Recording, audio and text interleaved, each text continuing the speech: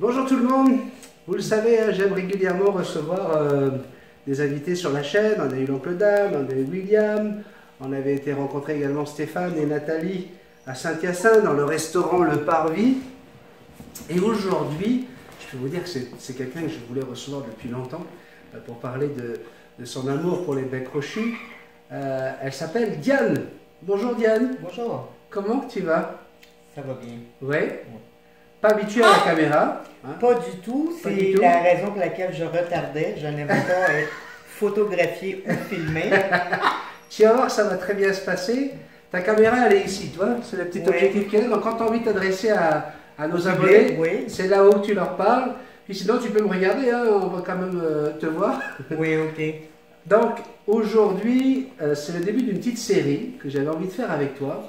Parce que ça fait quoi, 2 ans qu'on se connaît? Oui, ça fait. J'ai eu Bianca, ma première, en décembre.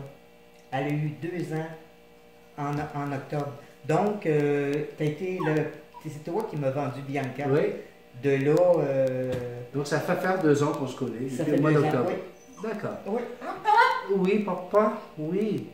Alors, moi j'aimerais que tu nous racontes un petit peu l'amour pour les oiseaux, l'amour pour les becs crochus. Est-ce que ça a commencé avec Bianca? Comment que c'est arrivé? Pas du tout. Non. J'étais à une période où j'étais triste dans ma vie. J'ai rentré par hasard pour aller chercher de la moulée pour un chat, de la Ok. voisine. Oui, je me rappelle maintenant. Puis l'histoire on du chat. s'est mis à se parler, puis tu venais de recevoir un inséparable qui t'avait été donné. Je l'ai pris, puis il y a eu comme une connexion. Je pensais que j'étais correct, puis j'ai parti avec l'inséparable. Par contre, ça n'a pas bien tourné parce qu'elle avait un caractère très. Mais j'ai été tenace quand même Je parce me qu'elle rappelle. mordait tout le temps. Elle s'appelait J'étais au Cassie. sang, elle s'appelait Cassie. Oui. Quand je l'ai ramenée, personne ne pouvait l'approcher. Elle était très agressive. Tu étais revenu, tu avais les mains en sang. J'étais complètement, mais j'ai tenu le coup parce que plusieurs fois je t'ai appelé, j'ai dit je fais quoi, j'essayais. Alors, je vais confirmer tout ça, je me rappelle très bien maintenant, parce que tu vois, regarde, on n'a rien préparé, hein, je vous le dis, là, c'est brut de décoffrage, il n'y a pas eu de débriefing. Effectivement, cet oiseau nous avait été déposé par un couple, un monsieur et une madame d'un certain âge, qui nous avait dit, écoutez, nous, on ne peut vraiment plus s'en occuper, on vous la laisse, on vous demande rien pour ça. Et elle était magnifique, magnifique. Très. Sauf qu'il nous avait certainement caché une agressivité incroyable due au fait qu'elle voulait certainement féconder, être Oui, fécondée c'est ce que je pense. et copuler. Et je me souviens très bien maintenant que tu étais revenu, les larmes aux yeux, tu avais les doigts en sang, tu t'étais fait mordre par Cassie Oui. et tu me demandais que si on pouvait la récupérer. Et donc, ça a été... Après plusieurs essais. Après Parce plusieurs, que oui, j'ai ça a fait duré quand plusieurs même semaines. plusieurs semaines. Je l'ai eu pratiquement un mois Ouais. avant de voir qu'il n'y avait rien à faire. Puis comme c'était la première expérience, Mhm. ben il y a peut-être des gestes ou des choses aujourd'hui, Oui. avec un recul, des choses que je n'ai pas fait comme il faut, mais avec mon inexpérience. Mhm. Alors, juste pour votre information, je sais très bien où se trouve Cassie. Elle se trouve chez une autre abonnée de Multitasman qui s'appelle Sénat. Et Sénat, elle lui a pris un mal en fait.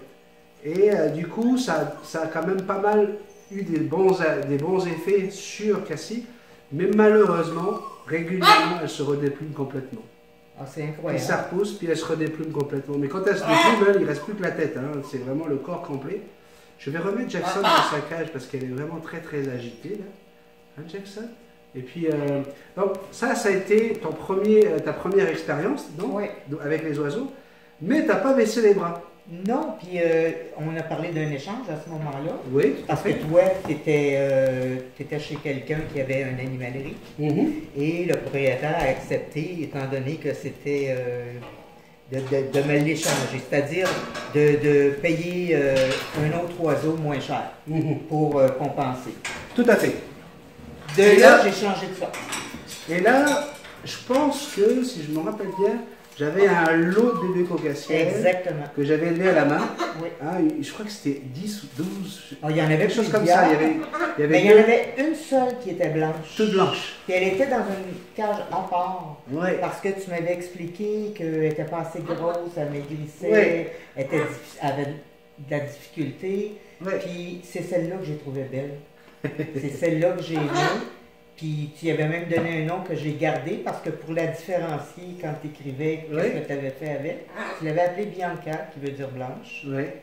Fait que moi j'ai gardé ce nom-là et elle le connaît. Très bien.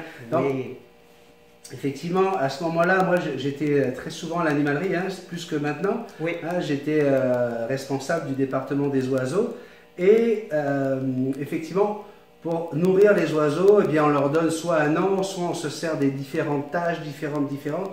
Et quand vous avez 11 ou 12 bébés cocassiels qu'il faut nourrir tous les jours, peser, vérifier si la santé est bonne, si tout est...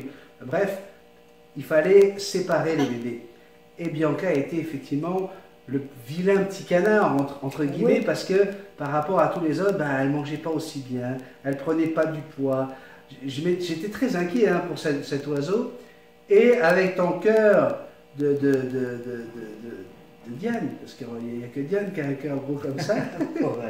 Toi, au lieu de dire, non, je viens d'avoir une mauvaise expérience avec un oiseau, je veux en prendre un fort de santé et tout ça, t'as craqué complètement pour cette petite Bianca. J'hésitais entre deux, mais Bianca a gagné. Parce que elle a...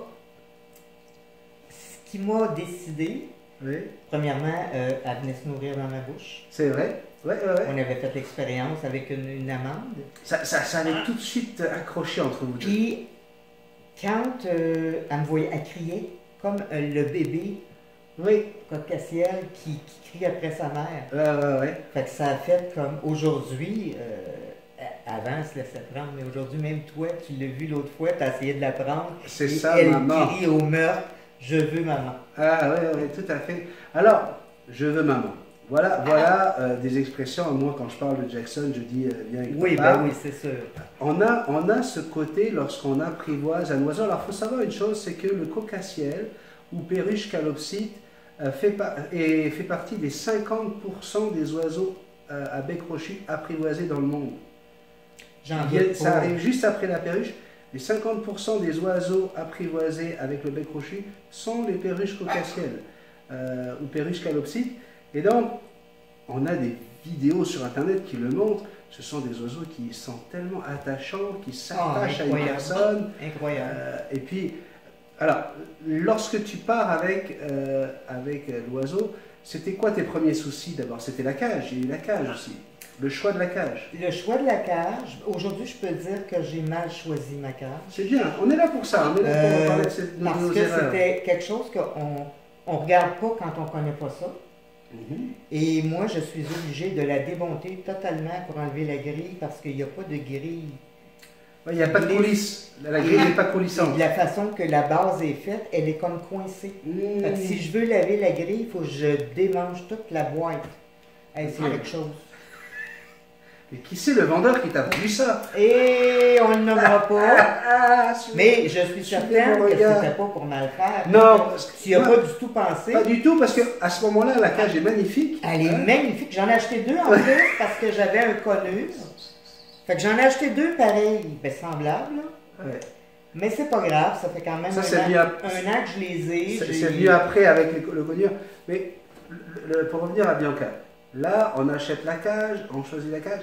Mais il y a aussi l'endroit dans la maison. Comment choisir son endroit? Oui. Qu'est-ce que tu as fait? Qu'est-ce que tu conseilles?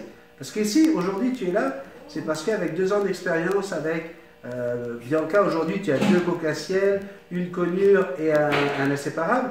On parle que de Bianca pour aujourd'hui. Comment tu as réagi au tout début et comment tu réagirais aujourd'hui après l'expérience? Au tout début, moi je peux dire qu'il y a une grosse différence entre 1 et 4 versus les cages. Parce que je n'ai pas vraiment l'espace pour en avoir 4. Fait que là, j'ai comme un problème parce qu'il ne faut pas les mettre dans un courant d'air. Quand j'avais Bianca, je l'avais placée entre... Moi j'ai un salon cuisine à Rivet. Je l'avais placée entre les deux. Il n'y avait aucun danger pour que la porte arrive sur elle. Puis il y avait du soleil ces 2 bords. Fait qu'il y avait la clarté, il y avait... Puis que je sois à une place ou l'autre, elle me voyait. Fait que moi, ça a été facile. Toi, tu voulais qu'elle soit vraiment toute dans ton endroit de vie. Tu voulais que que Bianca soit là où tu vis pour qu'elle puisse te voir au maximum, aussi bien quand tu es dans ton salon que dans ta cuisine? C'était ça? C'était parce que moi, c'est pas grand chez moi, c'était le meilleur endroit où Ok. elle pouvait vivre, puis moi, ça m'enlevait pas le plaisir autour. Ok, parfait. Puis il y avait le fait aussi que moi, faut partir du départ que j'ai pris Bianca parce que je me sentais seule Ouais. et que j'avais une tristesse profonde à l'époque Oui, tout à fait. et qu'on avait parlé et ce que j'avais besoin, c'était d'amour. Oui, tout à fait. Puis elle aussi. Mhm. Fait que ça a fait, on a eu un lien bien, bien fort. Fait que je la laissais en liberté, elle montait sur sa cage. Quand je suis là, elle est en liberté. Si je pars, elle est dans sa cage. Bien sûr, mais c'est pour sa sécurité. Ben, il y en a qui les laissent quand même en liberté tout le temps. C'est dangereux. Mais moi, personnellement, je veux que l'oiseau ne réagisse pas, même s'il est dans sa cage. Mhm. Moi, le matin, je travaille le soir. Et le matin, moi, je me lève souvent à 10 heures. J'en ai 4 et on les entend pas tant que je suis pas debout. Oui, hein? C'est très rare. Et pourtant, il n'y a rien sur leur cage. Il n'y a rien sur mis de leur cage couverture. et les cages sont collées. Ouais. Ils sont toutes à côté de l'autre. Mhm. Et le soleil rentre dans la maison et tout est allumé, tout est éclairé. Non, les rideaux de la cuisine sont fermés. Oui, mais il fait jour. Mais il fait jour. Il y a quand même la lumière du jour. Oh oui, il Ok. fait jour. Il y a juste un rideau fermé en coton, là, c'est bien simple. Ouais, Et tant que je ne dis pas allô mes bébés, parce que moi je les appelle comme ça, ouais. j'entends pas ça. Ça, je te l'avais dit. Je te l'avais dit, t'inquiète pas, c'est pas la peine de couvrir les cages. Mais oui, puis il y a le fait aussi, ben, il n'aime pas ça quand on couvre les cages de toute façon. Mais moi, c'était mon connure Alors. qui c'est plus criard, fait que j'ai pensé que, ben, pas du tout.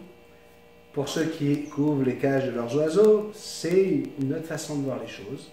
Ok, ça peut fonctionner, mais pour moi, vous vous donnez du travail pour rien, parce qu'un oiseau, ça peut très bien vivre sans avoir sa couverture.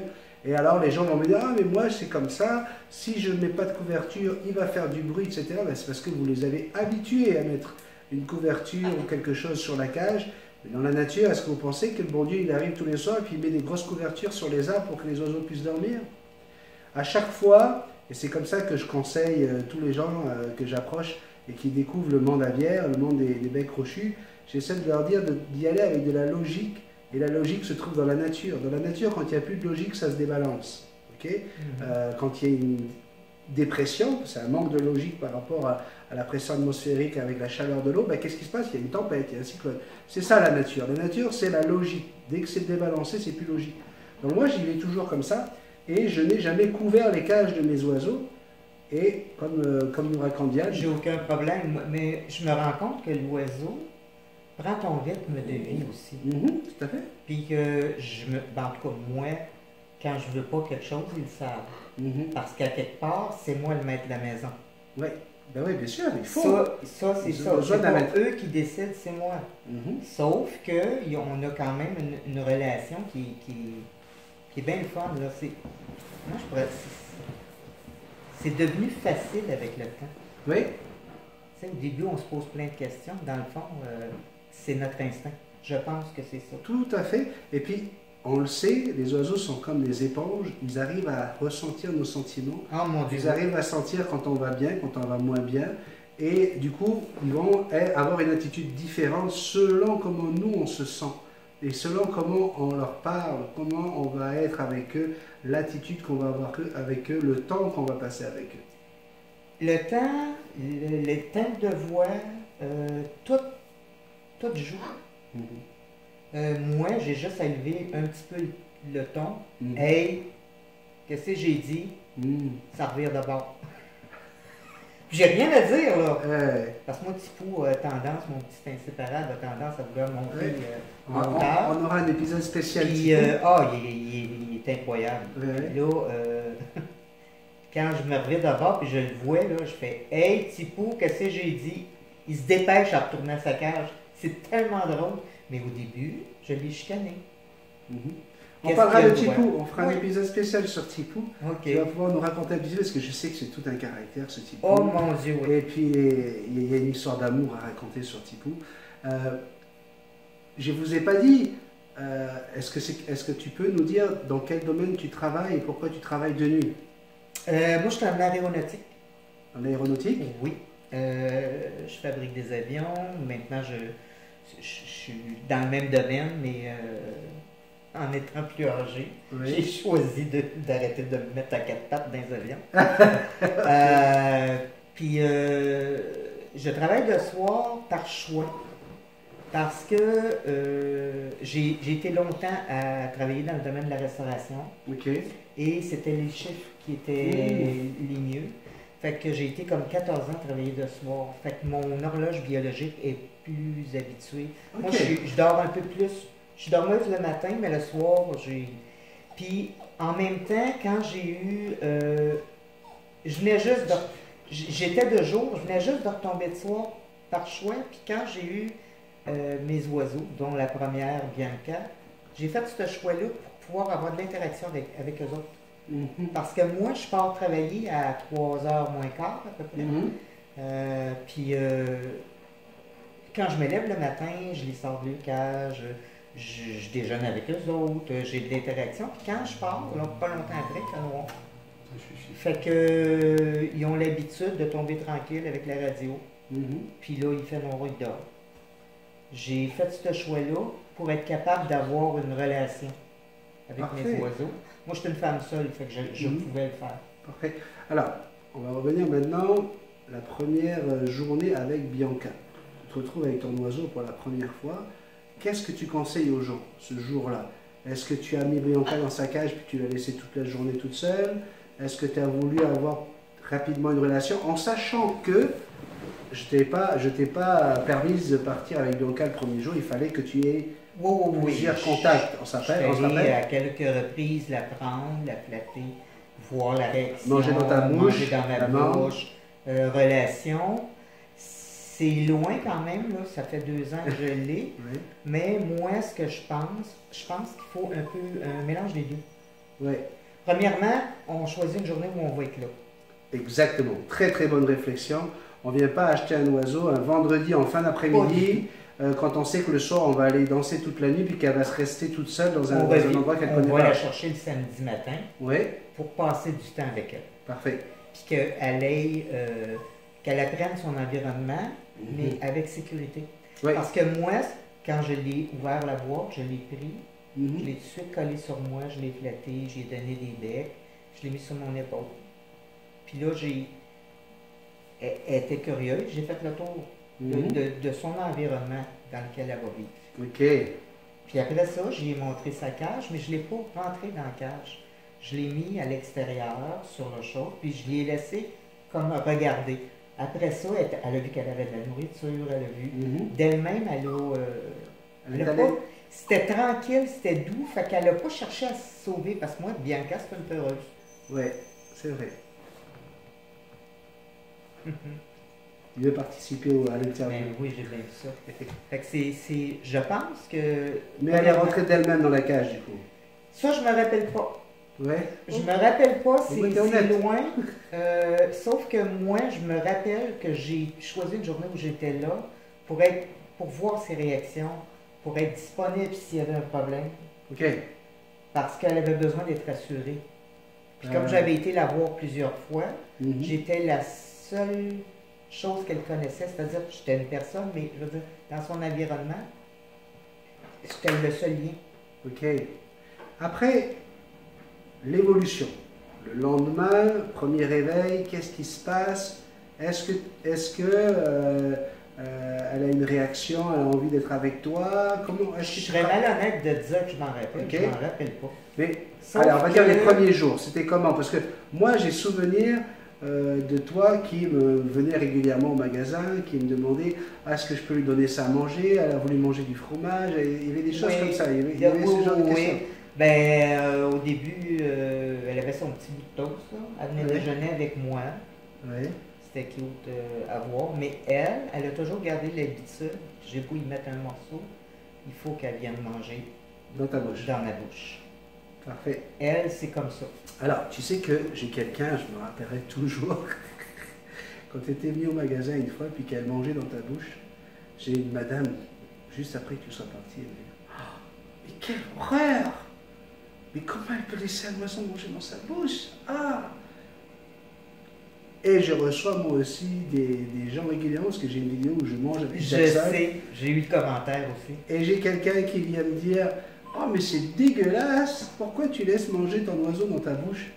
Alors encore une fois, hein, comme on a l'habitude de le dire, il y a encore deux religions. Il y a la religion de ceux qui disent qu'il ne faut surtout pas faire ça, pour des raisons de bactéries, etc., etc. Et puis il y en a qui trouvent que c'est sale, parce que c'est un animal. Mais vous ne pouvez pas imaginer à partir du moment où on aime son oiseau, là, comme ça ne nous dérange pas. Comme ça peut être...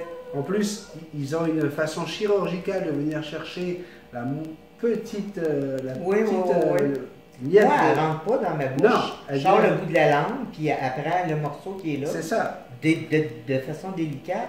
Mais elle, si tu te rappelles bien, tu avais déjà des problèmes à la nourrir. Fait que ça a été une façon Exactement. de la sécuriser. Et puis de pouvoir la nourrir, parce qu'elle est au début, oui, c'est ça, de pouvoir la nourrir. Puis là, d'elle-même, elle s'est mise à manger, puis elle s'est mise Et quand tu m'as demandé qu'est-ce que j'en pensais, je t'ai dit c'est la meilleure façon de créer le lien avec ton oiseau. C'était une bonne façon de pouvoir avoir cette relation. C'est celle avec qui j'ai le lien le plus fort. Ouais. Après, l'oiseau évolue. Est-ce qu'elle avait les ailes taillées? Oui. Oui, pour sa sécurité. Pour sa sécurité. Parfait. Parce que des fois, l'été, tu trouves les portes, les fenêtres. Tu sais, il s'agit juste d'un... Vu que c'est une peureuse, elle a peur, elle part, elle s'envole. Et c'est un des oiseaux qui est le plus, qui s'enfuit le plus. On en a parlé avec William. Oui, à cause des ailes qui sont plus larges, puis qui font... Puis tu m'avais expliqué une chose qui m'avait vraiment... J'ai toujours gardé cette image-là dans ma tête. C'est que tu m'avais dit, quand l'oiseau est en haut, tout ce qu'il voit, c'est des toits. Il ne sait plus où aller. Puis ça m'était resté. Fait que j'ai toujours fait... Elle vole, elle peut faire 20 pieds, 20 pieds, oui c'est ça. Elle peut faire 15 à 20 pieds, elle vole. Elle vient d'avoir les ailes taillées, mais elle ne sera pas assez... Elle ne pourra pas aller assez loin pour que je ne la retrouve pas. C'est ça l'idée de base. Puis elle n'en souffre pas, mais pas du tout. Moi, ça me sécurise aussi. Ça te sécurise, donc du coup, tu ne stresses pas, tu ne lui transmets pas du stress. Mais est-ce que quand les ailes repoussent, elle arrive à prendre du vol et aller un peu plus loin? Oh oui. Elle n'est pas traumatisée? Oh mon Dieu, pas du tout. Et là, je viens d'y faire couper, c'est quoi, la semaine dernière? Ouais, il y a 2 semaines. Ouais, la semaine dernière. Ouais. Puis, c'est parce qu'à la longue, ils prennent des forces, puis même si on les ailes coupées, ils volent quand même assez bien, parce que j'ai fait couper mes 2 coq-à-ciel la semaine passée, et ils font 15 à 20 pieds encore. Parce que quand ils décident qu'ils veulent venir me voir, ils viennent me voir. Ils vont trouver la force. C'est c'est pour ça que je dis toujours de ne pas couper complètement les ailes, de garder toujours les rémiges extérieures pour qu'ils puissent planer, ne pas couper les plumes qui servent d'aérofrein, celles qui sont les plus près du corps. Donc, si on fait ça, c'est pour permettre à votre oiseau de planer, mais je peux vous garantir que même avec ça, si jamais ils avaient une peur bleue pour une raison X ou Y, un incendie ou quoi que ce soit, eh bien ils auraient la force de pouvoir s'envoler. Parce qu'ils arrivent très rapidement, avec l'adrénaline, à se muscler assez pour pouvoir partir. D'accord? Donc, là, on a un oiseau... tu es tombé en amour pour Bianca. Oh oui. Ouais? Est-ce que tu te surprends à lui parler? Est-ce qu'on a ce genre de rapport avec son oiseau? Je lui parle continuellement. Ouais. Et ce que je trouve drôle, parce que dans les coq-à-ciel, c'est les mâles qui parlent le mieux. Ouais. Moi, c'est une femelle. Puis l'effort qu'elle fait pour essayer de m'imiter, c'est tellement drôle. Il y a juste moi qui comprends ce qu'elle dit parce que c'est pas beau du tout. Mais moi, je le sais ce qu'elle me dit. Oui, bien sûr. Puis mon fils aussi est habitué. Puis j'essaie d'y montrer quelque chose, puis elle répète. Je la vois comme écouter, puis elle se lève la petite patte, puis elle essaye. Ouais. Fait que là, il y a des sons nouveaux dernièrement, j'ai essayé d'y montrer d'autres choses, puis je pars à rire parce que personne ne la comprend, mais moi je le sais. C'est vraiment une belle relation. Ben oui, mais ça se voit, et puis aujourd'hui, tu disais que tu es une femme seule, tu sortais de moments difficiles, de grandes tristesses, etc. Est-ce que si c'était à refaire, tu le referais avec un oiseau ou tu penses que tu aurais pu trouver la même chose avec un autre animal? Moi, je referais avec un oiseau. J'ai découvert un monde. Oui. J'en aurais peut-être pas 4. Oui. Mais je ne suis pas pour m'en départir.